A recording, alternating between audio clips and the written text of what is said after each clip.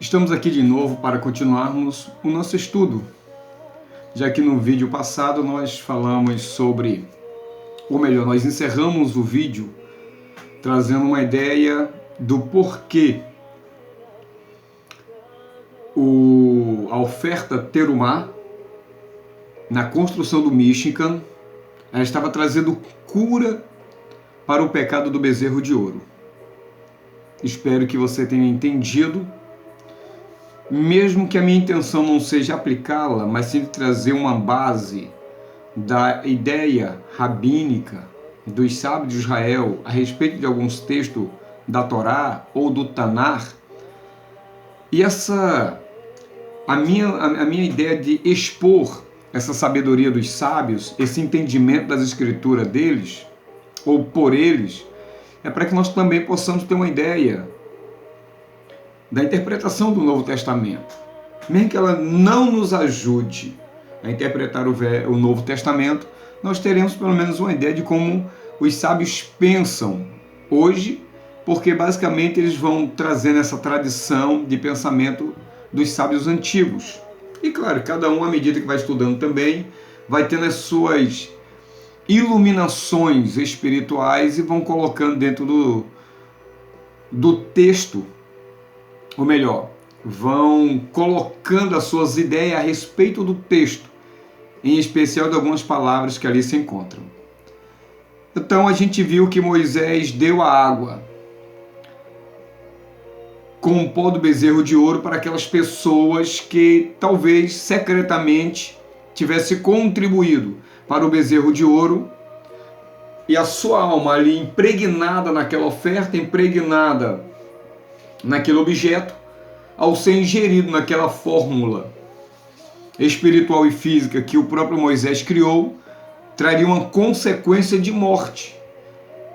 Pegando o gancho daquilo que Shaul Hashaliah, o apóstolo Paulo, diz que o salário do pecado é a morte, mas o dom gratuito de Deus é a vida eterna em Cristo Jesus. E aquela explicação se deu por conta dessa observação. É por isso que a construção do santuário foi a cura para o pecado do bezerro de ouro. Um povo que apenas recebeu, mas não podia dar, ficaria preso no seu próprio egoísmo. Então o que vai acontecer? Quando o povo abre, não digo todo, mas uma parte ali dos que saíram com os hebreus para o Monte Sinai, cometeram aquele pecado, cuja consequência foi a morte, seja morte por conta da composição, ou por morte por conta dos embaiar da espada, como aconteceu lá na proclamação de Moshe, aquele que é pelo Senhor venha para cá, e ele deu a ordem de matar todos aqueles que tinham transgredido a sua lealdade, transgredido a sua fidelidade, e a sua estou me referindo ao próprio Deus. Então eles transgrediram a fidelidade de Deus, sendo desonestos, sendo adúlteros, e o pecado do adultério em flagrante era a morte. Bom, a partir daí nós temos a continuação. Vai ser uma série não tão longa, porque ao mesmo tempo que eu vejo a sabedoria dos sábios, eu atrelo alguma iluminação, alguma ideia, alguma inspiração do próprio Espírito Santo dentro daquilo que eu estou lendo. Ok? Continuando, Deus permitiu que as pessoas se aproximassem dele, e ele se aproximou do povo, dando-lhes a chance de doar. Ou seja, o que é que o egoísmo faz? O egoísmo não nos faz ver o outro como igual a nós mesmos. O egoísmo nos faz sempre nos enxergar superior ao outro. Que o que eu tenho é melhor, que o que eu tenho é para mim, é para o meu deleite, é para o meu prazer, para o meu sustento, é para a minha alegria. E isso então alimenta o egoísmo, que acaba se tornando numa idolatria. E essa idolatria é uma afronta contra o Criador dos céus e da terra. E por que isso? Porque o próprio Deus é o doador dessas coisas. Deus é o doador das riquezas, da saúde, das oportunidades, das portas que se abrem, daquelas que se fecham. Então tudo que nós temos é da parte de Deus, vem impregnado de Deus para as nossas vidas. Mas quando chega em nossas mãos, nós temos a habilidade também de permutar essa matéria. E como fazemos isso? Lançando a nossa energia sobre ela, fazendo com que essas matérias, de uma certa forma, nos represente, ela esteja envolvida com a nossa energia, com aquilo que nós somos. É tanto que quando nós perdemos ou quando alguém nos toma, é como se estivesse arrancando um pedaço de nós. Já foi dito isso em outros vídeos. E quando nós recebemos da parte de Deus, reconhecemos que é Deus que está nos doando. E quando nós doamos através de oferta, através de dízimos e especialmente abençoando as pessoas para estudarem, para terem dignidade, para que empresas sejam abertas para fazer com que trabalhadores sejam dignificados através das suas profissões, ganhando o seu dinheiro dignamente, trazendo a energia, né? Não tem outra palavra, mas trazendo aquilo que é da pessoa mesmo, para o seu lado profissional, para a sua vida profissional, impregnando tudo o que ele faz com ele mesmo, dependendo de como e para quem nós estamos fazendo, isso vai trazer resultados positivos ou negativos. Se for egoísta, vai ser um resultado negativo. Se for de doação para glorificar o Eterno, isso será bem-vindo e provocará um reboliço no mundo espiritual, porque à medida que nós damos, é à medida que nós estamos recebendo. E à medida que nós damos e recebemos, tanto para um lado, tanto para o outro, nós vamos receber na mesma proporção. Porque é plantando que se colhe. E é por isso que Deus permitiu que as pessoas se aproximassem dele. Então, da mesma forma que algumas pessoas contribuíram para o bezerro de ouro e a sua retribuição, o resultado daquela doação foi a morte, isso fez com que as pessoas ao redor pensassem melhor naquilo que elas deveriam fazer a partir daquele momento. Então Deus deu a elas a oportunidade de fazer o seguinte: já que eles plantaram morte e colheram morte, agora Deus estaria dando a eles a oportunidade de plantar vida e colher vida com abundância. E como isso seria feito? Agora eles teriam que tirar daqueles que lhe pertenciam, daqueles que estavam impregnados de Deus para a vida deles, e agora eles vão pegar aquilo, vão devolver para Deus, no caso ali entregando na pessoa de Moshe. Moshe então passaria para os homens sábios, ali seria construído um Mishkan, e todos estariam conectados. Quando as pessoas olhassem para o Mishkan e depois para o Beit HaMikdash, o templo, eles estariam olhando para a intenção do coração delas. Eles estariam olhando para tudo aquilo que estava envolvido naquela oferta, que agora estava ali, materializando-se, dando concretude a algo que a partir daquele momento os conectaria ao sagrado, bendito seja ele, ao Eterno.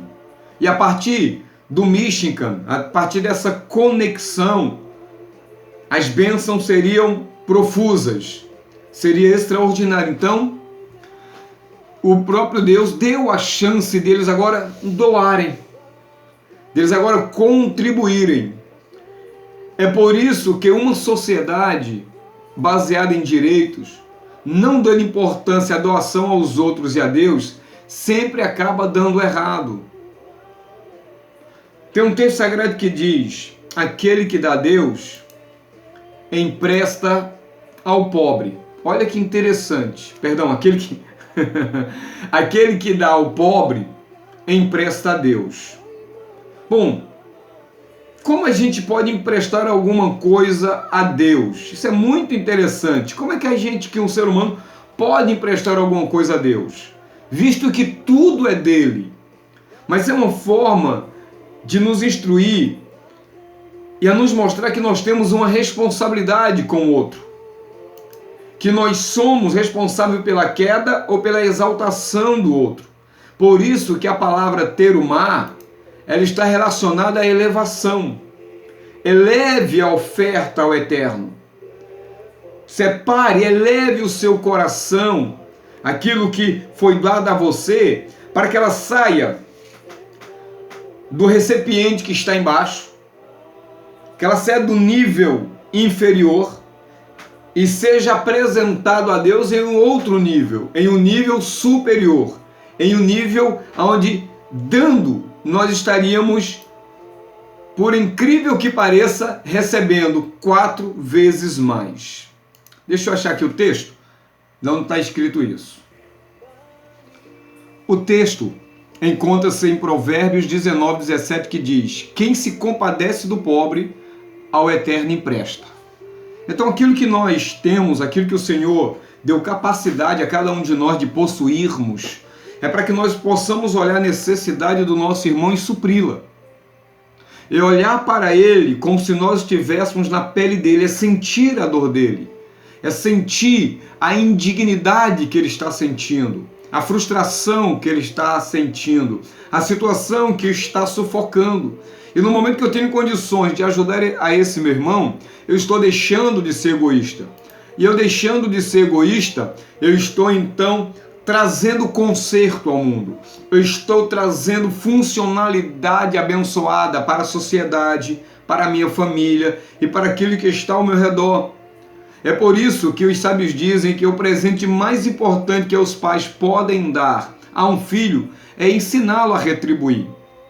Nós sabemos que foi justamente essa falta de retribuição, de reconhecimento, de olhar para o seu semelhante como a si mesmo, que aconteceu do primeiro assassinato no mundo entre 2 irmãos, aonde o egoísmo predominou o coração de Caim, aonde o próprio Deus disse: olha, sobre isto tu deve dominar, porque o pecado está como uma fera pronta para dar o bote e devorar aquele que estiver dentro do seu campo de ataque.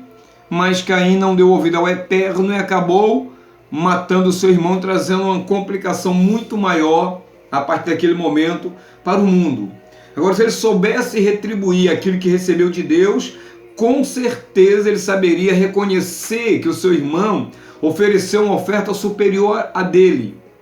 Não porque o irmão era melhor do que ele, mas aquilo que Abel fez seria o exemplo para Caim seguir.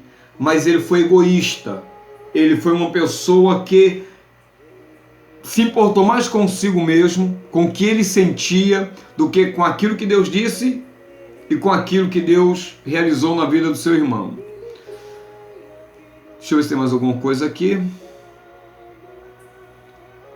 A etimologia da palavra terumá sugere justamente isso. Significa não apenas uma contribuição. Ele diz: sobrevivemos pelo que nos é dado, mas alcançamos dignidade pelo que damos aos outros. Nós estamos aqui justamente cumprindo esse propósito de viver por aquilo que nos é dado. Eu estou dando sabedoria para você, não dizendo que você não tenha, porque eu recebi algum tipo de sabedoria. Isso faz com que estejamos sobrevivendo. Isso nos faz com que continuemos a nossa existência. Mas nós estamos recebendo de alguém, nós estamos recebendo. Então, à medida que nós recebemos, nós estamos sobrevivendo. Mas esse receber pode nos tornar uma pessoa egoísta. Então, como em forma de gratidão, nós doamos também. E quando nós doamos, nós estamos então recebendo dignidade. Nós estamos nos elevando. Nós estamos saindo de baixo da cauda para sermos por cabeça. Nós estamos saindo da maldição para sermos bênção. Nós estamos saindo das trevas para sermos luzes e assim sucessivamente. Foi o fato de que foi construído a partir das doações de todo mundo cujo coração lhes pede que deem.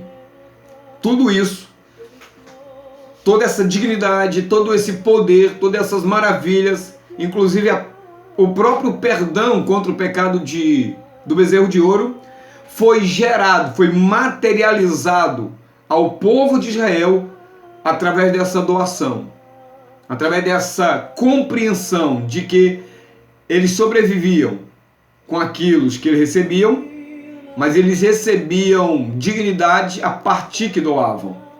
E foi isso que eles fizeram. Sem eles saberem, eles estavam trazendo um grande nível. Eles estavam criando de maneira limitada uma moradia para Kadosh Baruch Hu nessa dimensão inferior. Deus estaria ali presente entre eles, fazendo tudo o que fosse necessário para que eles fossem abençoados e o exemplo para todas as nações. Onde as pessoas dão voluntariamente umas às outras, e é aí que a presença divina repousa.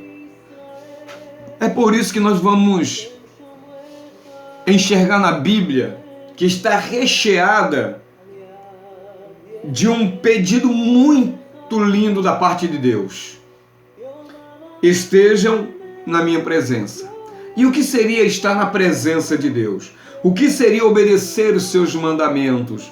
O que seria estar sempre prostrado, ou adorando, ou invocando o seu nome? Nada mais, nada menos, em poucas palavras, seria imitando os seus gestos, andando no seu caminho, em cada passo colocarmos os nossos pés aonde Ele deixou a marca para nos guiarmos. Então, se nós queremos viver em um nível superior, em um nível mais elevado, é de suma importância que haja uma doação. Dá-me, filho meu, teu coração. Jesus disse: arrependei-vos que é chegado a vós o reino dos céus. Aquele que perdeu tudo por amor de mim do Evangelho, que não receba 100 vezes mais no presente século, com tribulações, dificuldade, e no porvir a vida eterna. É uma doação extraordinária. Eu recebo a dignidade. O egoísmo traz a morte, traz a idolatria, traz a prostituição, a promiscuidade. A doação me faz parecido com Deus. Eu atraio a Shekhinah do Senhor. Ele está no meio dos irmãos que vivem em união, onde supre um as necessidades do outro. Uma certa vez Yeshua estava num determinado lugar e muita gente estava ao redor dele.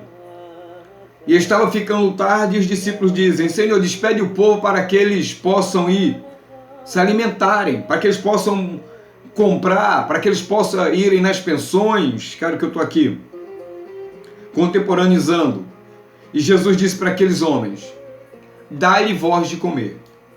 Aqueles homens então dizem assim: mas Senhor, 200 denários não daria para alimentar toda essa multidão. Mas nós temos aqui 5 pães e 2 peixinhos. E Jesus pega aqueles 5 pães e 2 peixinhos, faz uma brachá, faz uma bênção, e ele divide aqueles 5 pães e 2 peixinhos entre a multidão. Olha o poder da doação. Calcula-se ali aproximadamente 20 mil pessoas, porque tinha aproximadamente 5 mil homens. Agora você imagina 5 pães e 2 peixinhos, como daria para alimentar toda aquela multidão? Simples, terumá. Quando Jesus disse: dai-lhe vós de comer, ele está dizendo: não importa o quanto vocês tenham de vida, doem. Porque se vocês fizerem isso, 5 pães se tornará em mais de 20 mil pães. 2 peixinhos se multiplicará em mais de 20 mil peixes. E por que eu digo muito mais? Porque eles trouxeram outros cestos, porque sobejaram, comeram tanto, que eles se empanturraram. O alimento foi tão saboroso, foi tão maravilhoso, foi tão celestial, que sobrou 12 cestos. À medida que alguém deu os 5 pães e os 2 peixinhos, recebeu 12 cestos de volta. Porque quem doa, recebe. Eu estou doando para vocês aquilo que eu recebi dos meus professores. E eu tenho certeza que isso vai retornar para mim 4 vezes mais. Porque à medida que nós estamos doando, nós não estamos dando, nós estamos recebendo. Nós estamos abrindo espaço para o maior, para a maior abastança da parte de Deus. Quando nós damos a nossa vida para alguém, cuidamos dessa pessoa, emprestamos nossos ouvidos, estendemos as nossas mãos, nós estamos ganhando longevidade. Quando nós abraçamos alguém, nós estamos ganhando longevidade. Toda vez que nós doamos, e essa doação é desprendida do egoísmo, é puramente para a glória de Deus, nós vamos receber isso de volta. Porque não é que nós estamos emprestando para Deus, é que Deus está nos dando essa condição de darmos, de doarmos, de fazer com que as janelas dos céus se abram e de lá vem a nossa maior abastança. Isso é tão maravilhoso que Jesus falou para um certo homem: olha, o Filho do Homem não tem nem aonde reclinar a cabeça. Espera aí. Ele não tinha onde reclinar a cabeça? Sim, porque ele não tinha. Porque tudo que ele tinha era para doar às pessoas. Então as pessoas tinham que segui-lo desprovido desse egoísmo, dessa cobiça material, dessa prisão material. E é por isso que muitos criam seus deuses, os seus templos, a sua idolatria, que só lhe causa problemas, só lhe causa dificuldade. Assim, a nível de aplicação, vamos falar sobre relacionamento. Quando um dos cônjuges casa com a ideia de estar casado para viver egoisticamente uma vida de solteiro, ele está criando uma idolatria, ele está criando uma religião que vai lhe trazer problema familiar. Quando um dos cônjuges não se dá ao outro, quando não tem empatia com o seu cônjuge, quando não tenta entender suas debilidades, suas fraquezas, suas necessidades, quando um deles acha que é o dono da cocada preta, que só ele tem razão, que só ele faz, só ele acontece, ele está criando um bezerro de ouro. Ele está afastando a Shekinah da sua vida, da vida da sua família, da vida dos seus filhos. E como Deus não é Deus de confusão, quando Deus não está presente, todo tipo de problema, todo tipo de confusão se instaura naquela família. E se instaurando ali, o que essa família irá desfrutar, nada mais, nada menos é só de problemas. E não é problemas naturais, são problemas provocados, são problemas gerados por conta desse egoísmo, por conta dessa idolatria. Porque o camarada, vamos colocar assim, um dos cônjuges não quer abrir mão do futebol, não quer abrir mão da novela, não quer abrir mão disso e daquilo, para, a níveis de comunhão, permitir que Deus se faça presente no meio deles. Por isso que muitas famílias não vão para frente. Um se acha melhor do que o outro, um se acha mais gostoso do que o outro, um se acha mais superior do que o outro. E isso traz a desunião, isso traz o desentendimento, isso gera dor, isso gera mágoa, isso gera ódio, isso gera divórcio. Irmãos que não se entendem, porque o celular é meu, porque a televisão é minha, porque é o meu programa, porque é meu videogame, porque é meu isso, é porque é meu aquilo. Eles não conseguem dividir, eles não conseguem entrar no acordo de um se doar ao outro em prol um do outro. Porque quando isso acontece, Deus se faz presente. A presença divina repousa. E quando a presença divina repousa, tem prosperidade, tem saúde, tem riqueza, tem harmonia. as portas se abrem, as coisas funcionam.